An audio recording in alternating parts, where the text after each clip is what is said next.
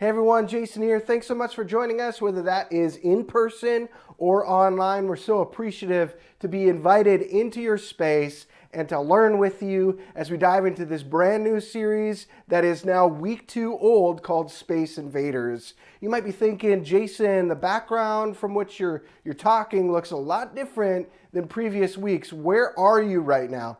Well, I, as well as some of our other staff, are potential close contacts to a suspected COVID-19 case. And so we're all doing our due diligence, exactly what our health region requires, and we're isolating and making sure we're taking care of ourselves and getting ready so that we can minister alongside of you and encourage you and inspire you to greater degrees post-isolation, so you could join us in praying for our recovery and for the recovery of so many others in our region and around our country and our world that are experiencing this illness.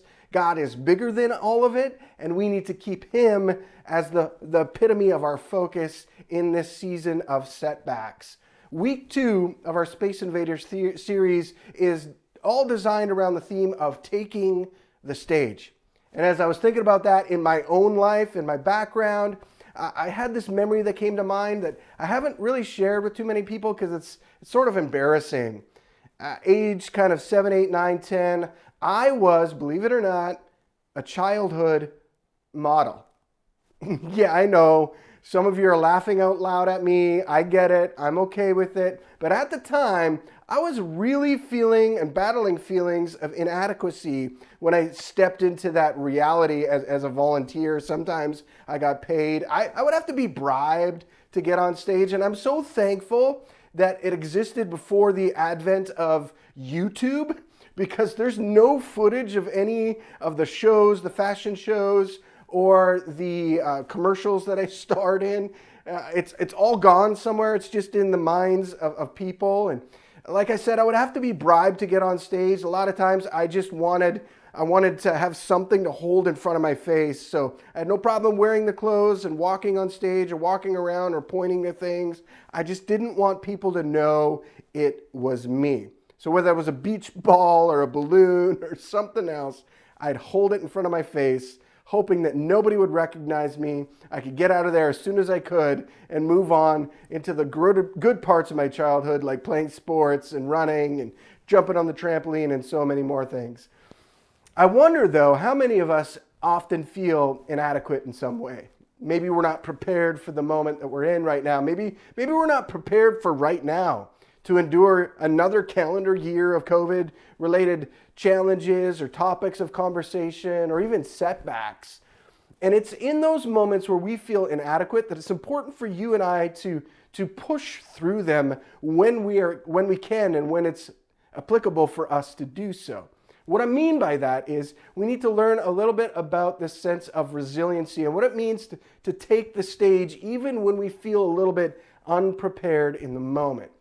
We're going to look at the story of a man named Moses, probably one of the more famous figures from the Bible, and we're going to see what we can learn from his story about facing our fears or inadequacies and being used by God to take the stage of our lives that we are in and use it to transform the world around us as God moves through us. It's not about our own doing, it's about God working in us and through us. So if you got a Bible, I want to invite you to turn there with me to the book of Exodus. It's the second book in the Old Testament, the first kind of portion of the Bible. We're going to dig into that a little bit. But before we dig specifically into Moses' story, I want to give you a little bit of background and context before we get to the 4th chapter in the book of Exodus, where we're going to focus on for our time together.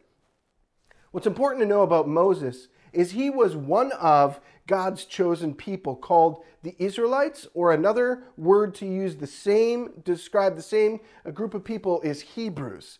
He grew up in that culture, and this was a group of people that was set apart of all the people groups that existed in the world. They were set apart to be a blessing to the world around them. He happened to grow up in that environment, and he happened to be born in the country of Egypt. Now, his family, the Hebrew people, didn't live in Egypt always. They had their own part of the land that God had given to them that was their homeland, the place that they grew and developed and kind of built their cities and all that kind of stuff. But at the time of Moses, they had been temporarily relocated to the land of Egypt. The reason behind that is actually contained in the Bible itself. At the end of the book of Genesis, the first book of the Bible, we get a little snapshot as to why. There was a famine that hit the whole area, a 7-year famine, a long time to go without being able to have a harvest season or all that good stuff. And so this group of people was relocated from their homeland to this foreign country, the country of Egypt, because God wanted to preserve them from that famine. Now, interestingly enough, it was one of their very own that was in charge of the whole strategy for the then known world to survive that famine, a man named Joseph. He was a part of that community. He was isolated from his family, and that's a whole nother big story as to why that happened. But God used that isolation in great ways to save many lives, and it was extraordinary. But when Joseph passed away, all the people that were connected to him, all the people that believed in him and kind of gave him the authority that he previously had as a non-Egyptian person was stripped away, and new authorities came in place, and they saw this whole group of people, the Hebrew community that was continually growing in number. They saw it as an opportunity to mandate that they become the slaves for the Egyptian community, the local indigenous community of Egyptian people. They wanted these foreigners to be subject to them.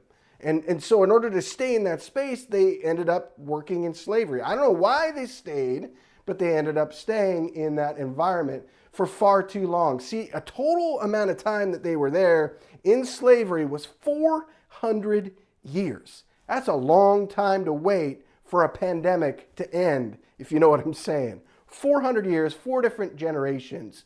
And a lot of times what you would hear from this group of people is a desire to be rescued from their plight. Not unlike you and I, who would have a similar desire to be rescued from that moment if we found ourselves stuck in a place where we didn't want to be for very long.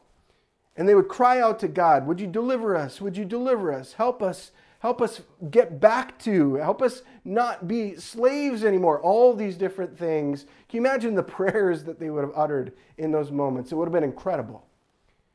Now, Moses' family was a part of this community, one of the families affected by the challenges that they faced in that moment. And as they were growing in number, the Egyptian community, their overlords, Pharaoh, their king in particular, was getting a little bit nervous that if they got too large as a group of people, if they had too many strong fighting men, they might overthrow their Egyptian overlords, and the roles would be reversed where the Egyptians could be slaves and the Hebrew people would be in charge. And he didn't want that. So he made this audacious law where all the Hebrew children aged 2 and under were supposed to be killed. Now, Moses happened to fit that age bracket, and his family did something different. Many families probably tried to save their kids. Moses' family found a solution that worked to save his life. Moses' mom, Yochebed, made a waterproof container, something like a bassinet that you and I would put our own children into, maybe by our nightstand or our bed table or even in the living room to have a little bit of a snooze. She created this bassinet that had a covering as well, and it was waterproof. And her plan was to put Moses in this and then put him in the river, the Nile River, and have him float around there. And then once the coast was clear, go back, get him, and everything would be okay and fine and dandy, and it would be wonderful. She instructed her oldest daughter, Miriam, to keep her eye on her brother, and did exactly that, put him in the case or this little bassinet, this little basket thing, put it in the river. Now, here's the thing to know about the Nile River. You don't have to just contend with drowning as one of your challenges. The Nile River itself is filled with ornery crocodiles. Big, massive animals that love to bite and chew and rip to shreds anything that they can get their teeth on. So imagine for a moment how desperate you must have been to put your child into this environment, because that was the only potential way they would be saved from certain death. You would put them in harm's way, so to speak, with your older child, keeping an eye on them, making sure they didn't wander too far in the river and making sure the crocodiles didn't get too close or whatever it was. And that was just such a challenging moment in time to be in. You'd have to be desperate to go there as a parent. And Moses' mom was absolutely desperate. And while she put him in this and he ended up on the river, the cool thing is God had in mind to save him from calamity by some extraordinary means. It just so happened that Pharaoh's own daughter was bathing in the Nile River at that time with her whole entourage, people that would have been there to make sure that no crocodiles would have taken anybody who was bathing and take a chunk out of them along the way and all that sort of stuff. So spears and swords and all these things these guards would have had to protect this person. Now, Pharaoh's daughter noticed and saw this thing floating in the water and was curious, got one of her servants to retrieve it, found out it was a Hebrew child, and she was moved with compassion. So much so that she decided to claim this child as her own. It was an incredible extension of love in that moment. She wanted to save and rescue this child and knew that if she didn't claim it as her own, her father would find a way to end its life because that's what he decreed. So she rescues this child, and interestingly enough, Miriam sees this interaction take place, and she says and mentions to Pharaoh's daughter that she knows of a mom that could take care of this little one, and when the little one was ready, this little one would be brought to the palace and raised as a prince. Moses' own mom got to get him ready for the next adventure of his lifetime, which was to be raised as a prince of Egypt. Isn't that incredible? Now, raised as a prince of Egypt, at some point in time, he found out his story of origin, like where he came from, what he was about. I don't know if it happened in a classroom setting. I don't know if he always knew along the way, but at some point in time in his life, he found out that he was not Egyptian born, he was Hebrew born. And that his people that he was genetically connected to were kind of dominated by this exterior force, the Egyptian community, in so many different ways. And this was hard for him to understand. He would see it take place all the time where people would not be doing their work well, and so instead of being chastised verbally, they'd be beaten physically. And he saw this take place on numerous occasions. At one point in time in his life, he was so moved by the moment that he was witnessing of this Egyptian slave driver just beating up this Hebrew slave that he had to intervene. And he intervened physically, and he did so with such great intensity that he ended up killing the Egyptian slave master. Crazy stuff. So think about it from a moment. He was bobbing in the Nile as a little baby, rescued by a princess, raised as a prince, and now uses his platform, his authority, his stage to commit murder. So he panics. He leaves. He flees the area and the space. He gets out of Dodge as quick as he could, which is crazy because as a prince of Egypt, he could have pretty much done whatever he wanted to, whenever he wanted to. He could have explained it away, but instead he ran away from the moment. And I think that's really important for us to understand. There are going to be times where we face a tension or a challenge or a problem, and you and I will have to make that decision. Do we stand there and work through it, or do we run away from it, leaving behind chaos and calamity and mess in the wake of our unwillingness to walk through the challenge that's in front of us? He ends up fleeing into the wilderness, and oftentimes the Bible uses that to describe people that don't know where to go next. They just go to the wilderness because that's a place to escape, and so he escapes to the wilderness, and slowly and surely he starts rebuilding his life. He gets married. He has a family. He becomes a shepherd of livestock. He gets to hang out with all sorts of different types of people who do not know that he was once a prince of Egypt. And it's in this moment of obscurity, it's in this environment, it's in this different stage of life that something amazing happens. God finds him. God finds him right where he is. Right in that space where he wanted to remain hidden, God still finds him. and he starts speaking to him. And he speaks to him through extraordinary means.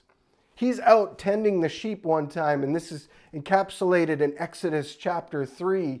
And he sees this bush, this shrub, that's seemingly on fire, but it's not being burned up. And as he steps closer, he hears this voice from the heavens telling him that this is God, this is I am, this is the God of his forefathers there to meet with him. He's instructed to take off his sandals because he's standing on holy ground, and he has this interaction and conversation with God. And God shares with Moses, I have heard the plight of my people. I've heard their cries, and I want to rescue them. I want to rescue them from their circumstances. And more importantly than that, Moses, I want to use you to help rescue my people. Crazy. Moses knew that his people were trapped in Egypt. God was asking him to go back to the very place that he ran from. How could he do that? And so he started coming up with a list of excuses and reasons why he wasn't the guy to go. He should pick somebody else. He stutters, use his older brother. Did you know that he killed somebody? Excuse after excuse after excuse. And God meets every one of those excuses with hope. In fact, we're going to pick up the story here in Exodus chapter 4, the first 5 verses. As this discourse continues, it's not just one or two excuses, it's multiple excuses. Check this out in verse 1. But Moses protested again.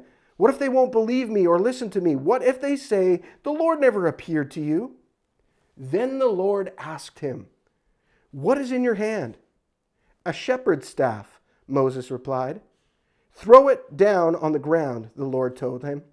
So Moses threw down the staff, and it turned into a snake. Moses jumped back. Then the Lord told him, reach out and grab its tail. So Moses reached out and grabbed it, and it turned back into a shepherd's staff in his hand. Perform this sign, the Lord told him.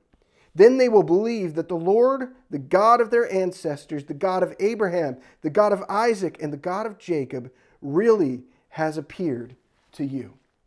This is an incredible moment that happens. And there's two big things that I want to kind of solidify from the story of Moses that we've covered up to this point into our hearts and into our minds so that we can move forward with this in our understanding of what it means to be used by God as a space invader by taking the stage of life that he's given to us right now and seeing it as an opportunity. The first is a movement that you and I need to participate in. And it's the movement away from complaining to curiosity to confidence. We got to move away from complaining to curiosity to confidence. This is the exact shift that we see in the life of Moses unfolding in what we just read in Exodus chapter 4. A shift away from complaining. He's running out of excuses. And sometimes you and I, we love to stay stuck in complaining. We complain about the weather. We complain about the music. That never happens in church, does it? We complain about the preaching. We complain about how somebody dresses. We complain about whether or not this pandemic will ever end. We complain about whether it's legit or not. We complain about whether our team, our sports team of choice, wins or loses, who they hire, who they fire, who they trade for. We are in this endless cycle of complaining. We make something for dinner. Somebody around the table complains. We make something happen for vacation. Somebody on that vacation complains. We are stuck as a culture and as individuals in the mindset of being complainers. And being a complainer is not going to get us anywhere but stuck in a downward spiral cycle into irrelevance for ourselves and for the world around us. We have to discipline ourselves to move beyond complaining and allow our curiosity to lead us forward. And that's the key to create momentum. Instead of starting to complain, we start to wonder and ask questions. Instead of saying, like, this is exactly what happened in Moses' life here. Instead of staying in his excuses like, I stutter, you can't use me, use my older brother instead, this, that, or the other, he starts asking questions like, but who's going to know? Who's going to know that you and I interacted together? How are they going to know? What sort of sign can you give them? If we want to pull ourselves out of a cycle of complaining, we've got to become more curious. Take, for example, the moment that we're in right now. Instead of thinking about, God, why aren't you doing something? Why aren't you fixing my marriage? Why aren't you fixing my finances? Why aren't you helping this person that I desperately love me back? Why can't you do this, that, or the other? All of those different things. They're complaining. What if we started to instead see those circumstances through the lens of curiosity? And we start asking a question like, God, what is it that you are up to? What are you doing right now? How should I be processing this in light of what I know to be true about who you are? Why is it that you want to use me? Why is it that you're allowing this to happen right now?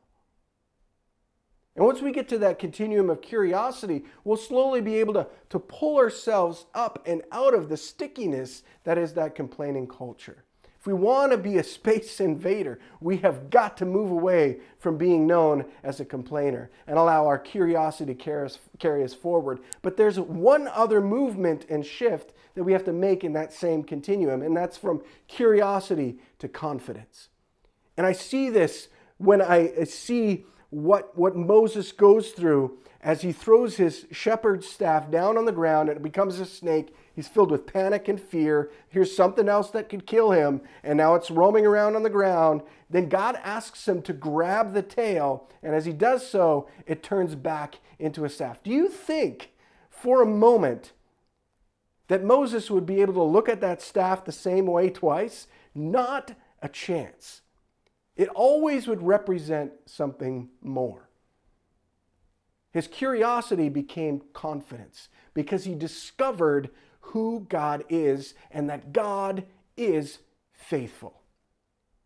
That's exactly what it means to follow Jesus, is to discover that Jesus is who he says he is. He is a man of integrity that is fully God and fully human and does exactly what he says that he will do right when he's meaning to do it. He doesn't do it early. He doesn't do it late. He does it right at the specific moment in time that he is meaning to do so. You are single for a reason. You are married for a reason. You are a child for a reason. You are a grandparent for a reason. You're a member of Sea Road for a reason. You are an attender at Sea Road for a reason. You're a visitor here at Sea Road for a reason. God is always doing something, always working. Even when we do not see it, he is working. And if we embrace this movement away from complaining into curiosity, and from curiosity to confidence, we will be able to stand more firmly when we are facing feelings of inadequacy, just like Moses, and take those challenges and stand firm alongside of Jesus because we know that he's building something in us that's worth it. It's worth going through the fight and the mess and the chaos. That's the first thing that I want us to remember from this story. Let's make that shift in our everyday lives in a small, practical way, away from complaining to curiosity to confidence. Let's discipline ourselves in that mindset, those mental pathways, trusting that Jesus knows what he's doing even when we do not understand it. And there's going to be a lot of different times in our lives that we do not understand logically or emotionally what God might be doing. But we can trust that God is still God, even in those moments of chaos. The second thing that I want to remember from this story and kind of allow us to flirt with a little bit longer is the question that God asks Moses. It's the question of what's in your hand.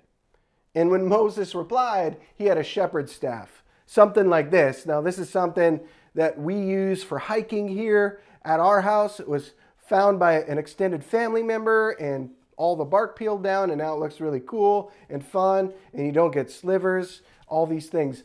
What the shepherd's staff represented to Moses was his very life.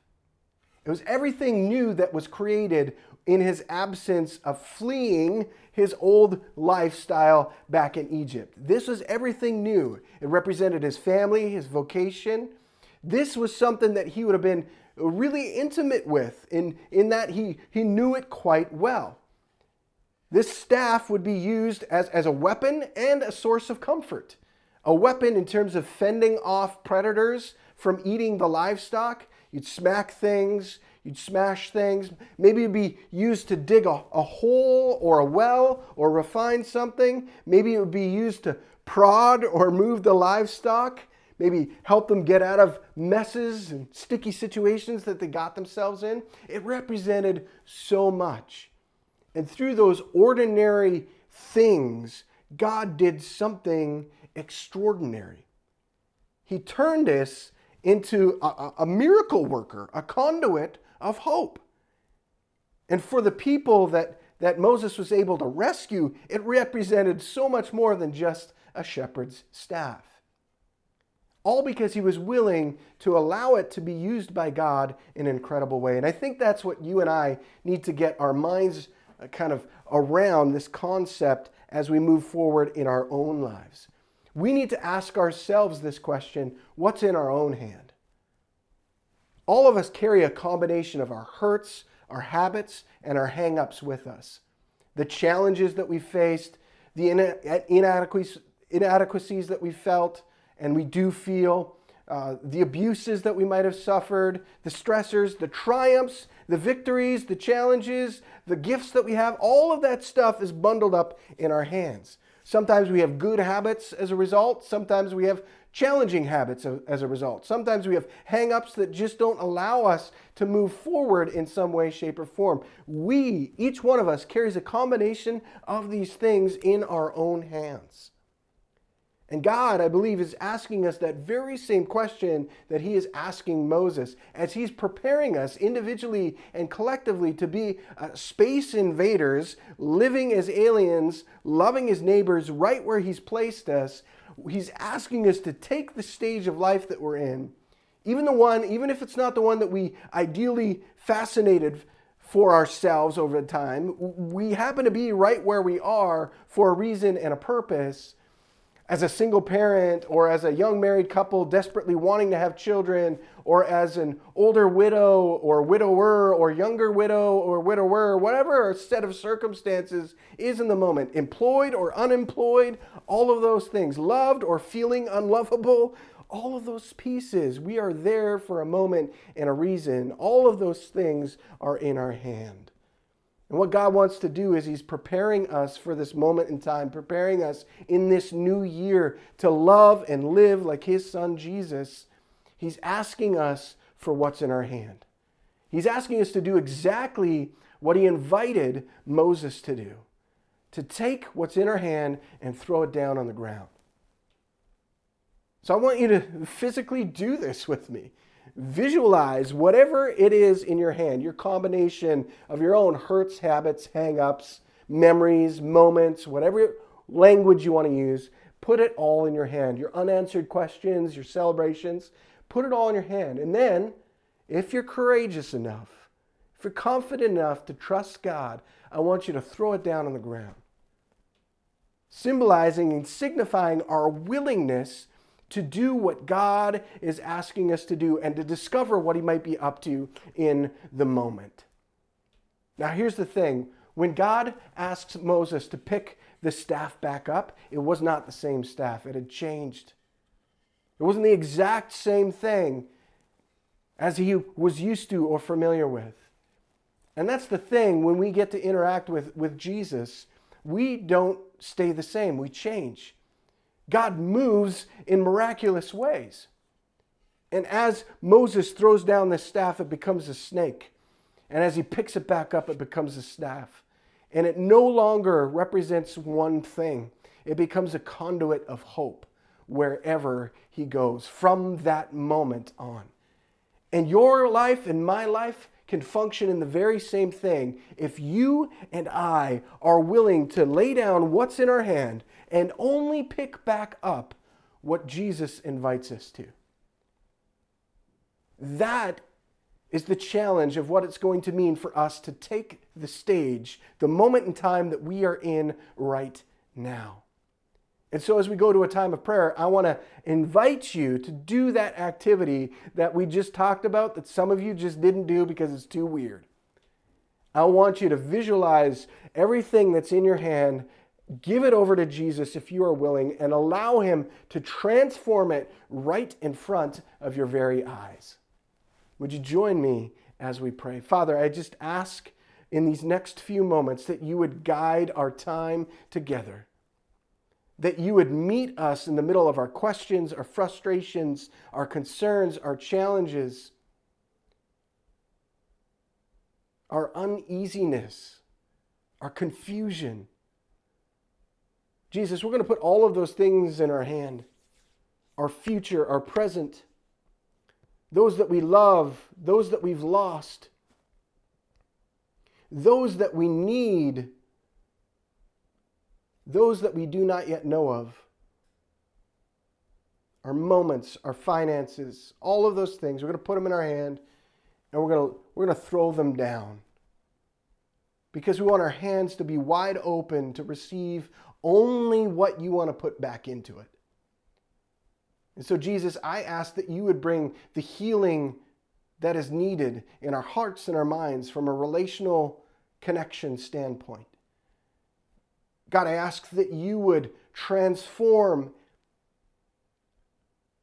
the way that we think about our present and our future, so that we would be ever increasingly mindful of how you are working in the world around us, and ever increasingly willing to partner alongside of what you want to do. Jesus, we're thankful for who you are. We're thankful of the invitation that you give to find life to the full and the free in you. Would you help us even when our circumstances are most challenging? Would you help us to remain confident in that truth and in that hope? Would you bless us and protect us?